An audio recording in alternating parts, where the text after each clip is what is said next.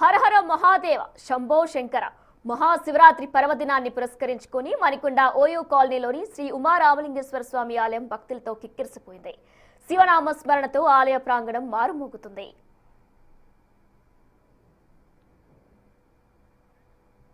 తెల్లవారుజామున 4 గంటల నుంచే స్వామివారికి అభిషేక పూజలు ప్రారంభమయ్యాయి.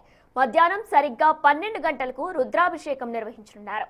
సాయంత్రం 4 గంటల నుంచి రాత్రి 8 గంటల వరకు భక్తులతో గోత్రనామాలతో అర్చనలు జరగనున్నాయి. ఇదే అంశానికి సంబంధించిన మరింత సమాచారం మా ప్రతినిధి అంజుమా అందిస్తారు. మహాశివరాత్రి సందర్భంగా శైవ క్షేత్రాలన్నీ భక్తులతో కిటకిటలాడుతున్నాయి. ప్రస్తుతం మనం ఓయి కాలనీలో ఉన్నటువంటి ఉమారామలింగేశ్వర స్వామి ఆలయంలో ఉన్నాము. మనతో పాటు ఆలయ ప్రధాన అర్చకులు ఉన్నారు. మహాశివరాత్రికి సంబంధించినటువంటి విశిష్టతను గురించి, ఈ రోజు జరిగేటువంటి ప్రత్యేక అభిషేకాలు పూజలను గురించి ఆయన మాటల్లోనే అడిగి తెలుసుకుందాము. నమస్కారం అండి. మహాశివరాత్రి విశిష్టతను గురించి తెలపండి. ఓం నమః శివాయ అండి. మహాశివరాత్రి చాలా పర్వదినమైనటువంటి రోజు.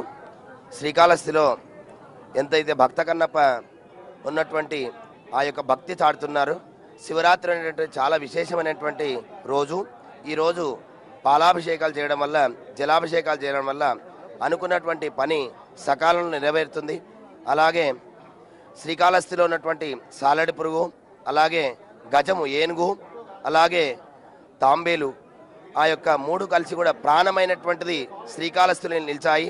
అలాగే ఆ శ్రీకాళహస్తి నుంచి శివరాత్రి మహాశివరాత్రి అనేటువంటి వెలువడింది. ఈరోజు అనేక మంది ఉపవాస దీక్షలో ఉంటారు, అదేవిధంగా జాగారం కూడా చేస్తూ ఉంటారు.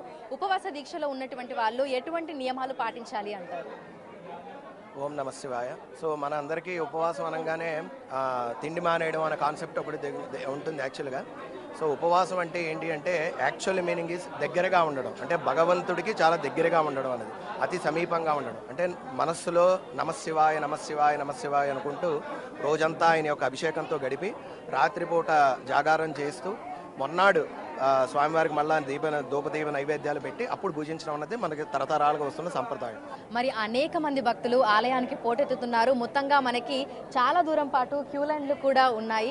సో లోపలికి వచ్చేటువంటి భక్తుల కోసం ఎట్లాంటి ఏర్పాట్లను చేశారు? ఈరోజు ఉదయం 4 గంటల నుంచి కూడా మహాశివరాత్రి సందర్భంగా అభిషేక కార్యక్రమాలు మొదలైనవి. భక్తులకి అలాంటి అసౌకర్యం కలగకుండా లోపలికి రావడానికి ఒక క్యూ లైను, బయటికి వెళ్ళడానికి కూడా ఒక క్యూ లైన్ అనేది ఏర్పాటు చేయడం జరిగింది. ప్రతి ఒక్క భక్తుడు కూడా లోపలికి వెళ్ళి పాలాభిషేకం చేసుకునేటువంటి అవకాశాన్ని ఇక్కడ మనం భక్తులకు కల్పించడం జరిగింది.